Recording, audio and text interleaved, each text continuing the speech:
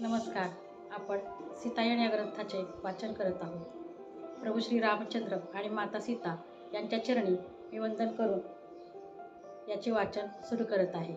तर सर्वांनी नक्की लक्ष देऊन ऐकावे ही विनंती. धन्यवाद. त्यामध्ये सीतेचे शिक्षण इथपर्यंत आपण वाचन केले आहे. आज या भागात आपण सोमाचे आगमन हा भाग वाचन करणार आहोत.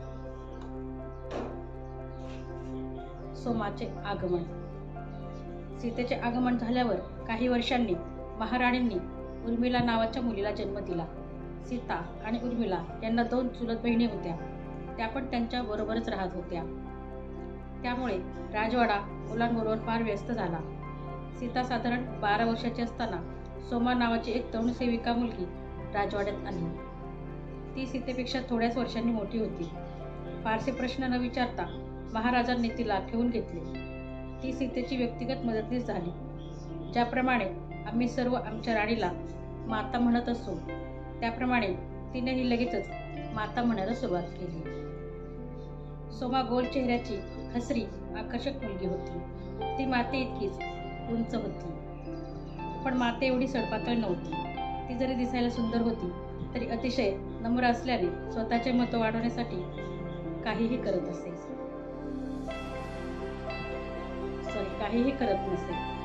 ती नेहमी तिचे केस बांधून आणि कपड्याने झाकून ठेवायची, जणू काही कोणतेही काम करताना ते मध्ये येऊ नये. लवकरच माझ्या लक्षात आले की सोमा करता कोणतेही काम हलक्या दर्जाचे नव्हते. सोमाच्या बाबतीत काहीतरी खूप विशेष होते. तिच्या वयाच्या पलीकडे असलेले नम्रता आणि सेवा, परिपक्वता आणि विवेकज्ञान असे तिच्यातील गुण आणि सौम्य मोठेपणा यामुळे मला वडिलांची आठवण झाली. मी लहान असताना मला वाटे की माझे वडील आदर्श सेवक आहेत. स्वतःचा कधीच विचार न करता त्यांनी आपण सेवा करतो आहोत याचा जास्तीत जास्त फायदा आपल्या कृतीतून कसा होईल हे ते पाहत असत. सोमामध्ये त्यांच्यासारखेच गुण दिसत होते. कोणतेही काम ती हलके मानत नसे. जे काम करण्याची गरज आहे ते करण्यासाठी ती सर्वप्रथम हजर असे. त्याशिवाय मातेच्या इच्छा आणि विचार व्यक्त होण्याआधीच तिला समजत असत. मातेला जर गोड खाण्याची इच्छा झाली तर सोमाने ते आधीच तयार केलेले असायचे. मातेला पूजेसाठी काही फुले किंवा फळे हवी असतील तर सोमाकडे तीच तयार असत. थोड्याच काळात मातेने हे ओळखले होते. त्यामुळे या तिच्या इच्छांशी सोमाने जुळवलेल्या सुसंवादाबद्दल मातेला कधीच आश्चर्य वाटले नाही. ती माझी खूप आवडती झाली. ती माझ्या मुलीच्या वया इतकी. माझ्याहून लहान असली तरी अनेक गोष्टींबद्दल मी तिचा सल्ला घेत असे. सोमा ही मातेचा विस्तारलेला भाग आहे असे मला वाटायला लागले होते. सोमा जेव्हा आली त्यावेळी माता आणि मी संध्याकाळच्या पूजेसाठी फुले गोळा करत होतो. माता माझ्याजवळ आली. जणू काही माझ्या अंगावरील काहीतरी दूर करण्याची हालचाल मातेने अचानक केली. माता, ते काय होते? ती माझ्या खांद्यावरील एखाद्या किड्याला हटवण्याचा प्रयत्न करत असे असा विचार करत मी विचारले. ती एकदम मागे झाली. तिच्या चेहऱ्यावर आश्चर्याचे भाव उमटले होते. मी ते घालवू शकत नाही. काय घालवायचे आहे? मी विचारले. माझ्या भोवती किडे उडत आहेत का? मी माझ्या खांद्याकडे व पाठीकडे पाहिले व काहीच दिसू शकले नाही. तिने तिचे डोळे हलवले. नाही मीनाक्षी, तुझ्या भोवती काळी छाया मला दिसत आहे, पण मी ते दूर करू शकत नाही. मला फार वाईट वाटत आहे. काळी छाया? माते, मला कुठलीच छाया दिसत नाही.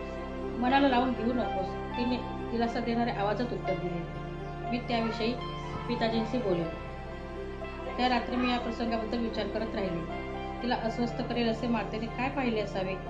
मला कळू लागले होते की तिच्यामध्ये विशेष पाहण्याची क्षमता आहे आणि ज्या गोष्टी आमच्यापैकी कोणीच पाहू किंवा समजू शकत नाही अशा गोष्टी तिला दिसू शकतात व कळू शकतात. ती जणू काही आमचे मन आणि हृदय यात काय चालले आहे हे ओळखू शकत असे. पण तिला जे समजायचे ते तिच्या नम्र स्वभावामुळे प्रदर्शन करत नसे. कदाचित तिने आमच्या कुटुंबावर जे दुर्दैव आले होते ते पाहिले असावे. मातेच्या सहवासाचा आनंद मिळत असूनही त्या दुःखाच्या ओझ्याखाली माझे हृदय दबून गेले होते. सोमाने आमचे बोलणे लांबून ऐकले होते. ती दुसऱ्या दिवशी मला भेटली. मीनाक्षी, तू मातेवर विश्वास ठेवायलाच हवा. तिने जर काही अशुभ बघितले असेल तर त्याचा तुला त्रास होणार नाही याची काळजी ती घेईल. मी होकार दिला. मलाही तसेच वाटते, मी पुसटशी हसून उत्तर दिले. तिने आपल्यापैकी पुष्कळ जणांना बरे केले आहे. मला विश्वास वाटतो की ती याची पण काळजी घेईल. माझा आवाज हळूहळू कमी होत गेला. मी सोमाच्या इतक्या जवळ गेले होते की तिला त्याच क्षणी आमच्या कुटुंबाचे रहस्य कित्येक पिढ्यांपासून आम्ही मोठ्या दुर्दैवाच्या फेऱ्यात कसे अडकलो आहोत हे सांगावे असे मला वाटले. पण ते सांगायला मला शब्द सापडू शकत नव्हते. खरे सांगायचे तर मला स्वतःलाही ते समजले नव्हते, कारण माझे वडील भूतकाळाबद्दल कधीच बोलले नाही. मग मी तरी तिला काय सांगू शकेल? मी स्वतःला थांबवले. ही कौटुंबिक बाब माझ्या हृदयात खोलवर धरून ठेवायला हवी असा विचार माझ्या मनात आला. मातेचे सौंदर्य आता इतके खुलून दिसत होते की ती जेव्हा बाहेर यायची तेव्हा लोक आश्चर्यचकित होऊन तिच्याकडे टक लावून पाहिल्याशिवाय राहत नसत, स्वतःला थांबू शकत नसत. माता त्याकडे लक्ष देत नसावी असे दिसत होते. पण जनक बाबांना ते आवडत नसे. अनेक प्रसंगी सुनैना मांना ते म्हणत असत की मिथिलेच्या प्रजाजनांनी तिच्या बाह्य रूपाकडे न बघता आतील सौंदर्य बघावे अशी त्यांची इच्छा होती. हे त्यांचे म्हणणे माझ्या कानावर पडत असे. मिथिलेतील लोक जसे तिच्या शारीरिक पूर्वत्वाकडे कौतुकाने पाहत असले तरी राजवाड्यात असणाऱ्या आम्हा सर्वांनाच तिच्या हृदयाचा उदारपणा बघायला सर्वात जास्त आवडायचे. मिथिलेतील एखादी दुःखी व्यक्ती तिच्या समोरून गेली, एखाद्या कुटुंबावर दुर्दैवाचा घाला पडल्याचे तिला कळले तर तिचा अगदी जवळच्या आणि प्रिय असलेले संकट आले आहे असे समजून ती मदत करायला सर्वप्रथम हजर असे. जनक बाबा हे पाहत असत पण तिला नाउमेद करत नसत. त्यांना तिच्या मनाचे सर्वात जास्त कौतुक वाटत असे. ऋषी गार्गी यांच्याकडून माता आध्यात्मिक वादविवाद करण्याची कला शिकली होती. जनक बाबांना तिने यात भाग घेतलेले आवडत असे. तिला उत्तर देण्यासाठी धडपडावे लागेल अशा गहन प्रश्नाचे आव्हान देत ते सुरुवातीला नेहमी वादविवादात जिंकत असत. पण हे फार काळ चालले नाही. थोड्याच काळात ती महान गर्भदृष्टीने प्रतिसाद देऊ लागली आणि आम्हा सेवकांना तसे सांगितले गेले. जनक बाबा समाधानाने आणि कौतुकाने पाहत बसत. नंतर एक दिवस असा आला की ते उत्तर देऊ शकले नाहीत असे तत्त्वज्ञानाविषयीचे कठीण प्रश्न विचारून तिने त्यांना वादविवादात जिंकले.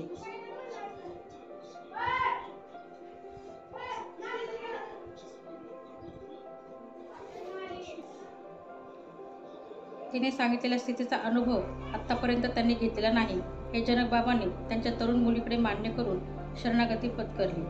स्वयंपाकघरात काम करत असताना आम्हाला जेव्हा हे सांगितले गेले तेव्हा आम्ही थक्क झालो. तू आता माझी गुरु आहेस, ते तिला म्हणाले. त्यांच्या ओठावर तिची बोटे ठेवून तिने उत्तर दिले, पिताजी, असे कधीही म्हणू नका. मी तुमची मुलगी आहे आणि कायम तुमची मुलगीच राहील. ते हसले आणि म्हणाले, सीते, तुझे मन अनेक पैलू असलेल्या मौल्यवान हिऱ्याप्रमाणे आहे. मी आत्तापर्यंत बहुतेक मनांपेक्षा याहून अधिक मर्मदृष्टी असलेले मन पाहिले नाही. त्याचा उपयोग तू जगाची सेवा करण्यासाठी नेहमी करायला हवा. दुसरा कोणताही उद्देश नको. कधीही अहंकाराला थारा देऊ नकोस. त्यामुळे अनेकांचा अधःपात झाला आहे, अगदी महान गुरूंचा सुद्धा. सुंदर बांधा, हुशार मन आणि अगदी कोमल हृदय हे सर्व असूनही मातेला त्याची गंधर्व वार्ताही नव्हती, किंवा तिच्या या गुणांबद्दल माता निष्काळजी होती असे दिसत होते. तिची वस्त्रे साधी होती, बोलणे नम्र होते. अरण्याचे स्वातंत्र्य, तेथे स्वच्छंदपणे भटकणे, सृष्टीच्या विपुल आविष्कारांचे निरीक्षण करणे आणि त्या सर्वांवर प्रेम करत या सगळ्याचा आनंद घेणे यावर तिची प्रीती होती. सोमा आल्यानंतर काही वर्षांनी मातेने एकांतवासात जास्तीत जास्त वेळ घालवला. आम्ही जास्तीत जास्त वेळ घालवायला सुरुवात केली. आम्ही इतर कामात गुंतलेले असताना ती एकटीच अरण्यात भटकत असे. ती आसपास कोठेच दिसत नाही हे आमच्या जेव्हा लक्षात यायचे तेव्हा मला खूप काळजी वाटायची. सोमा मला नेहमी आश्वस्त करायची आणि स्वतः मातेला शोधायला अरण्यात जायची. एकदा एका प्रसंगी सुनैना माँ सीतेला शोधत होत्या, पण ती कोठेच सापडत नव्हती. सीतेची चौकशी करण्यासाठी त्या माझ्याकडे आल्या, पण मी फक्त नकारार्थी डोके हलवले. संध्याकाळपासून मी तिला पाहिले नाही, मी उत्तर दिले. अस्वस्थपणे त्या कुरबुरल्या. उर्मिलाने पण तिला पाहिले नाही. सकाळच्या जेवणासाठी ती आली नाही. तिला जाऊन खूप वेळ झाला आहे असं सुनैनामा म्हणाल्या. सुनैनामांनी सोमाला विचारले. माझ्यासारखेच उत्तर देऊन ती पुढे म्हणाली, मला वाटते तिला कोठे शोधायचे हे मला माहिती आहे. सोमाला काय म्हणायचे आहे हे ओळखून मी तिच्याकडे नजर टाकली. सीतेला जेव्हा अरण्यात जाऊन तेथील सौंदर्य अनुभवायचे असेल किंवा प्राण्यांबरोबर राहायचे असेल तर ती एकटी कधीही जात नसे.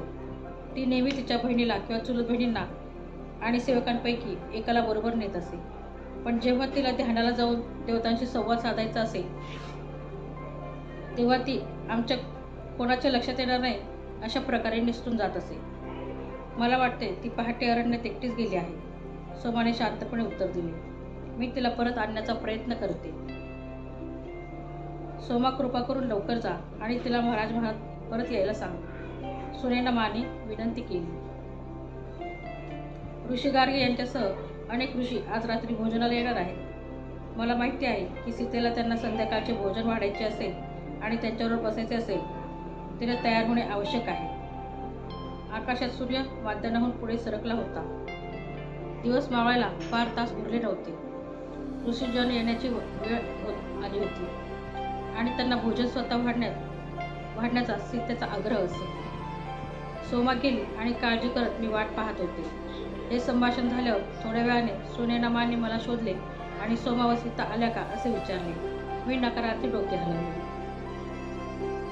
काय झाले असू शकेल त्या काळजीने म्हणाल्या.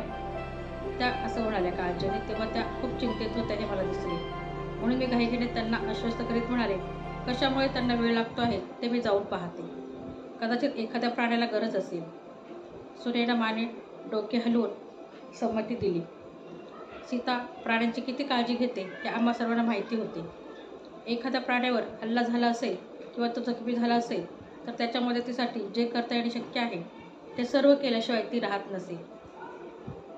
हो मीनाक्षी, तू जा आणि त्यांना घाईघाईने परत यायला सांग. माता अरण्यात फिरायला जाताना सोमाच बहुधा त्यांच्यासोबत जात असल्याने अरण्यात मी बऱ्याच वर्षानंतर जात होते. त्यामुळे मी दाट झाडीत सावधपणे शिरले आणि अरुंद वाटेने जाऊ लागले. मी त्यांना हाका मारल्या. आधी हळू आवाजात आणि नंतर जास्त जोराने, सोमा माता, पण काहीच उत्तर आले नाही. हाका मारणे चालूच ठेवत मी झाडीत आणखी खोलवर गेले. शेवटी मला सोमाची आकृती येताना दिसली. ती एकटीच होती. माता कुठे आहे मी धास्तावून विचारले. तुम्हा दोघींना शोधायला सुनैनामाने मला पाठवले. सोमाचा चेहरा नेहमी सुशोभित करणारे हास्य नाहीसे झाले होते. त्या जागी काळजी दिसत होती. तिचा चेहरा पांढरा फटक पडला होता आणि कापड्या आवाजात ती म्हणाली, ती ध्यानमग्न आहे. मला वाटते की ती फार उच्च अवस्थेत पोहोचली आहे आणि मी तिला परत आणू शकत नाही. मी आल्यापासून ती हल्ली सुद्धा नाही. एखाद्या खडकासारखी ती स्थिर बसली आहे. लवकरच परत जाऊन जनक बाबांना यायला सांग. येताना ती जागृत अवस्थेत आल्यावर तिला देण्यासाठी पाणी आणि काही फळे आण. एकही शब्द न बोलता मी परत फिरले आणि त्या खडका वाटेवरून दाट झुडपामधून जितक्या जोरात मला धावता येईल तेवढ्या वेगाने धावत गेले. अरण्याच्या काठाजवळ पोहोचताच माझ्या वस्त्रात काहीतरी अडकले. मी सावरू शकण्याच्या आत मी जमिनीवर खाली पडले. माझा घोटा मुरगळला. माझे डोळे अश्रूने डबडबले. मी आता थांबू शकत नव्हते. मला महाराजांपर्यंत पोचायला हवे होते. माते, मला पुढे जाण्याची शक्ती दे. मी प्रार्थना केली. मी बळजबरीने कशीबशी माझ्या दोन्ही पायांवर उभी राहिली. खूप त्रास सोसत राजवाड्याकडे जायला निघाले. तिथे मला स्वयंपाकघरातून बाहेर पडणारा किरण दिसला. मीनाक्षी, काय झाले आहे त्याने काळजीच्या सुरात विचारले. तू लंगडत का चालते आहेस? तुला लागले आहे का? मी डोके हलवले. मला जनक बाबांना गाठायला हवे. ते कुठे आहेत तुला माहिती आहे का? ते त्यांच्या पाहुण्यांबरोबर राजदालनात आहेत. ते सर्व आले आहेत. संध्याकाळच्या भोजनासाठी ते सर्व तयार आहेत. पण प्रत्येकजण मातेची वाट पाहत आहे. थोडा वेळ थांबला आणि माझ्या पायाकडे नजर टाकली. पण तुझ्या पावलांना काय झाले आहे? तू लंगडते आहेस. तुला जनक बाबांची गरज असेल तर सेवकाला पाठवून मी त्यांना बोलवून घेतो. नको नको, मी घाईने उत्तर दिले. मी खरंच ठीक आहे, पण मला जायला हवे, असे म्हणत मी कशीबशी राजदालनात गेले. मी जवळ गेल्यानंतर त्यांच्या बोलण्याचे आवाज ऐकू येऊ लागले, पण दाराजवळ पोचले आणि तेथेच थबकले. यापूर्वी कधीही बोलावल्याशिवाय मी त्या दालनात गेले नव्हते. माझे आत जाणे उद्दामपणाचे झाले असते, पण जनकबाबांची गरज होती. मी काय करणार होते? मी काही पावले मागे गेले. अनिश्चितपणे जेव्हा त्यांनी मला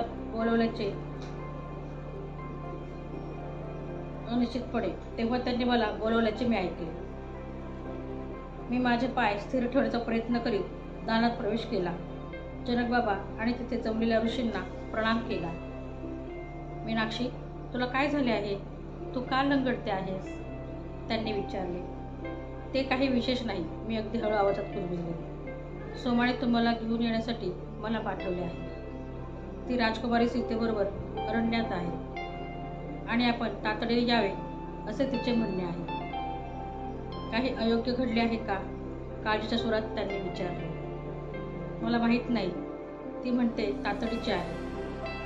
जनकबाबांनी डोळे मिटले आणि बरीच मिनिटे तसेच राहिले. नंतर त्यांचे डोळे उघडून ते कुजबुजले. मला वाटले होते तेच आहे. ती कोठून आली आहे हे तिला आठवे. या दिवसाची मला खूप दिवसापासून भीती वाटत होती. एकत्र जमलेल्या ऋषींची क्षमा मागून जनकबाबा जायला निघाले. तेव्हा ऋषी गार्गींनी विचारले की त्या त्यांच्याबरोबर येऊ शकतात का? त्यांनी होकार दिला आणि उषाला बोलवून रात्रीचे भोजन वाढण्याची काळजी घेण्याच्या सूचना तिला दिल्या. आधीच अंधार पडलेला असल्यामुळे रस्ता दिसण्यासाठी जनकबाबांनी 4 सुरक्षा रक्षकांना मशाली पेटवायला सांगितल्या. शक्य तेवढी कमी लटपटत मी एका टोकरीत काही फळे व लहान सुरई पाण्याने भरून घेतली. माझा घोटा आता ठणकायला लागला होता. खूप वेदना सहन करत सोमा जेथे भेटली होती तेथे मी त्यांना नेले. ती तेथे नव्हती, पण मी तिला हाक मारल्यावर ती बाहेर आली. सीता जेथे जिवंतपणाची किंचितही हालचाल न करता लहानशा अत्यंत स्थिर तळ्यातील कमलपुष्पांप्रमाणे बंधनयुक्त अशा निश्चल स्थितीत बसलेली होती. तेथे आम्हाला ती घेऊन गेली. मी तिला यापूर्वी असे कधीही पाहिले नव्हते. ती आम्हाला सोडून तर गेली नाही ना, असा विचार मनात घेऊन माझे हृदय जोरजोरात धडधडायला लागले. माझ्या ओठातून चित्कार बाहेर पडला व सोमाने मला शांत करण्यासाठी तिचा हात माझ्या दंडावर ठेवला.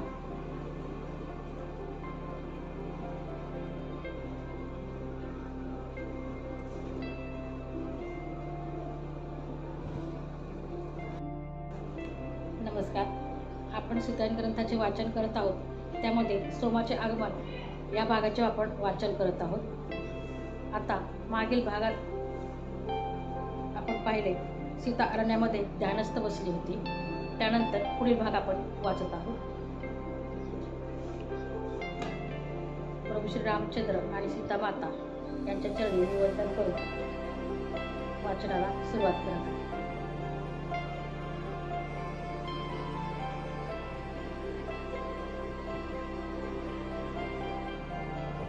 सीता मातेला ध्यानस्थ स्थितीमध्ये बघून सर्वजण आणि सोमा यांचे हृदय जोरजोराने धडधडायला लागले. तिथपर्यंत आपण आलो आहोत. माझ्या ओठातून चित्कार बाहेर पडला, पण सोमाने मला शांत करण्यासाठी तिचा हात माझ्या दंडावर ठेवला. तिचा श्वास चालू नाही. सोमा जनकबाबांना हळूच म्हणाली. मी दुपारनंतर येथे आले, पण ते पहाटेपासूनच ती मला सापडत नव्हती. मला संशय आहे की तेव्हापासून ती या स्थितीत आहे. जनकबाबा काही मंत्र म्हणून ध्यानाला बसले.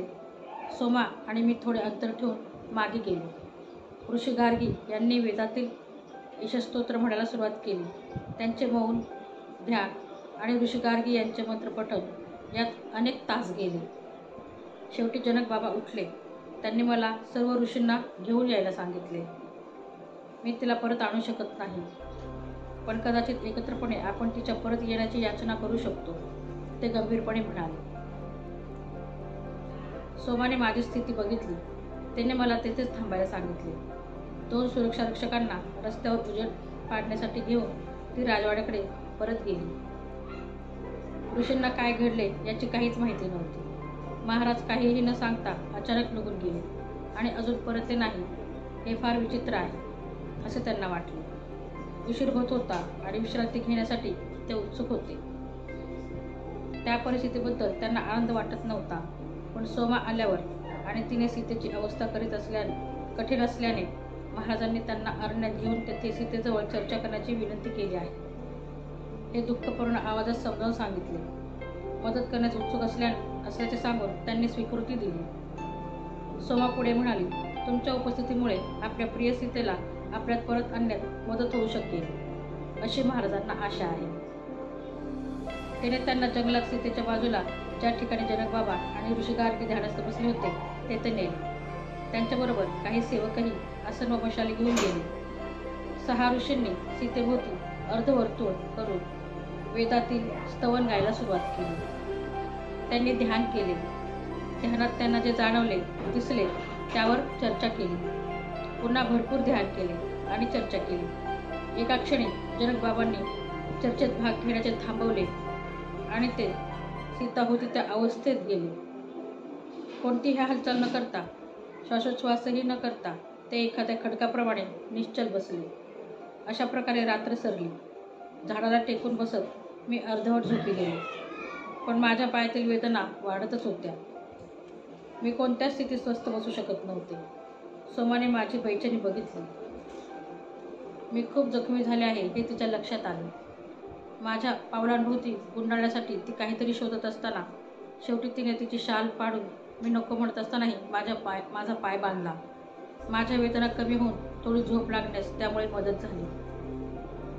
अरुणोदयाच्या पहिल्या किरणाबरोबरच तेथे जमलेल्या पक्ष्यांच्या किलबिलाटामध्ये ऋषींनी केलेला वेदांचा उद्घोष मिसळून गेला होता. त्या आवाजांचा अत्यंत सुंदर मेळ एकत्र साधला गेला होता. मी डोळे उघडले तेव्हा माझ्या डोळ्यासमोर अगदी स्वर्गीय दृश्य होते. पहाटेच्या प्रथमच किरणांमध्ये अरण्यातील हिरवाई हळुवारपणे चमकत होती. अरण्याच्या भूमीवर मुलायम रंगछटा पसरल्या होत्या. रात्री अनेक लहान प्राणी हे अपूर्व संमेलन पाहण्यासाठी आमच्या जवळ आले होते. असे वाटत होते की आम्ही आपल्या पृथ्वीपेक्षाही अधिक सुंदर जगात जागे झालो आहोत. ते जर शक्य असेल तर सीता परत या जगात आली असेल या आशेने मी सीतेकडे नजर टाकली. पण ती ध्यानावस्थेतच होती. जनक बाबाही अजून गाढ ध्यानात होते. काही वेळ पठण चालू राहिले पण नंतर ते थांबले. आदल्या रात्री काय अनुभव आले याची चर्चा ऋषी करू लागले. एक ऋषी म्हणाले की यापूर्वी कधीही न अनुभवलेल्या स्थितीत ते गेले होते. दुसऱ्या ऋषींनी त्यांना पुष्टी दिली. त्यावेळी मी जनक बाबांना हळूहळू त्यांचे डोळे उघडताना पाहिले. त्यांच्या चेहऱ्यावर प्रचंड आनंद दिसत होता. ऋषी सांगत असलेले त्यांचे अनुभव जनक बाबा शांतपणे ऐकत होते. अकस्मात मला हालचाल दिसली. मातेने तिची स्थिती थोडीशी बदलली होती. तिच्या हातांची सूक्ष्म हालचाल प्रत्येकाच्या लक्षात आली. तिच्याकडे पाहत सर्व ऋषी शांत झाले. काही वेळ पुन्हा ती हसली नाही. पण शेवटी तिने हळूहळू डोळे उघडले. जनक बाबांना सीतेने प्रथम पाहिले. खूप प्रेम पाझरत असलेल्या मुखाने डोळे पूर्ण उघडत ती हसली. पिताजी, ती कुजबुजली. तुम्ही येथे आहात? ते सुद्धा या क्षणापर्यंत काहीच बोलले नव्हते. पण त्यांनी डोके हलवून होकार दिला आणि अगदी हळू आवाजात म्हणाले, सीते, आम्ही येथे सर्व आहोत. तू आमच्याकडे येऊ शकली नाहीस म्हणून तुझ्या परमानंदात सामील होण्यासाठी आम्ही तुझ्याकडे आलो आहोत. सीतेने आजूबाजूला पाहिले आणि काय घडले आहे हे पूर्ण लक्षात न आल्याने ती आम्हा सगळ्यांना एकत्र पाहून आश्चर्यचकित झाल्याचे दिसत होते. जनक बाबा पुढे म्हणाले, तू काल पहाटे येथे आलीस आणि गहन ध्यानात गेलीस. सोमा तुला परत आणू शकली नाही आणि मी सुद्धा. म्हणून या ऋषींना मी येथे आणले. तू असलेल्या या जागेवर ते कालपासून आहे. काही वेळ प्रत्येकजण शांत बसला होता. जणू काही ते अजूनही त्यांच्या आतल्या अनुभवाचा आनंद घेत होते. मातेचे लक्ष तिच्यासमोर असलेल्या फळाच्या टोकरीकडे आणि पाण्याच्या सोरईकडे गेले. काल रात्री त्यांना संध्याकाळचे भोजन न वाढल्याबद्दल त्यांची क्षमा मागत ती हळूहळू उठली. तिने प्रत्येकाला एक एक फळ, थोडे पाणी दिले. नंतर जनक बाबांनी सुरक्षा रक्षकांना सगळ्यांना भोजनासाठी राजवाड्यात घेऊन जायला सांगितले. मी तुम्हाला लवकरच येऊन भेटतो असे ते म्हणाले. जाण्यासाठी मी उठले तशी वेदनेने थरथरली. मातेच्या हे लक्षात आले. औषध लावून देते असे म्हणत तिने मला सोमाबरोबर मागे थांबायला सांगितले.